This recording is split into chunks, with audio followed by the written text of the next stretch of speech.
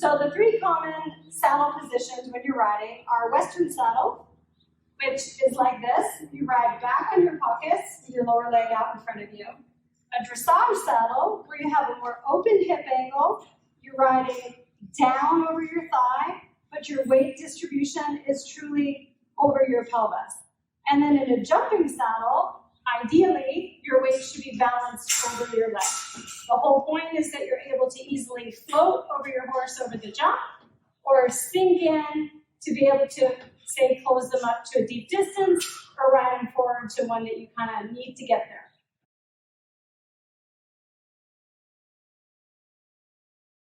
So one of the most common directions given to people riding jumping horses is to press your heels down. The problem with the idea of pressing your heel down is that it actually engages the wrong muscles that we're trying to recruit in order to balance us over our leg. So let me demonstrate.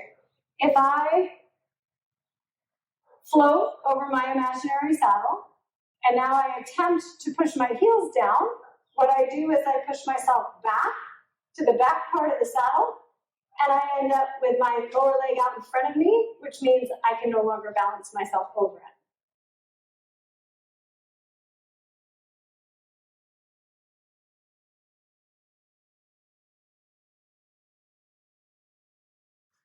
So rather than the idea of pushing our weight down in our heel, when I teach someone to properly squat, which really is what our jumping position is, what I teach is that you want to pull your big toe up so that it touches the inside of your shoe or the inside of your boot in this instance.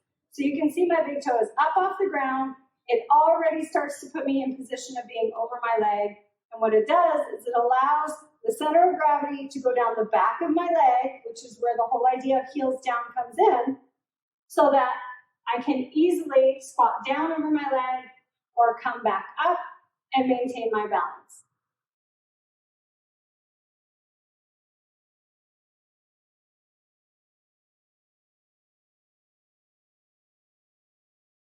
The perch position,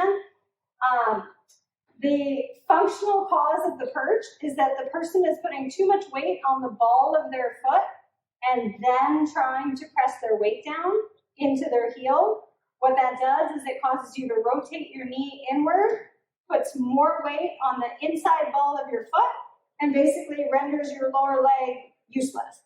So typically, if you see a person whose lower leg is swinging, if they're not a brand new beginner, most likely the actual reason why is that their knee is rotated in, their weight has rocked forward onto the ball of their foot, which has nothing to do with how much their heels are down, and it's causing this disengagement of the lower leg. If at the same time, the trainer then asks the rider to arch their back, then you end up with this position, which is the identical perch position that we see all the time, which unfortunately might look good, but is not at all functional.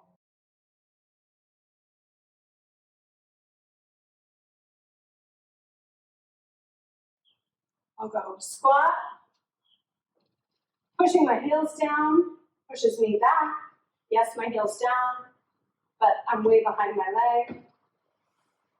Back up. I put my weight on my ball of my foot. I rotate my knee in. And now even if I squat, my knee is collapsing, my weight is forward, my shoulder is in front of the line of my knee, and my lower leg is very obviously useless. If I rotate this back out, I can come back up, and once again I can control my body.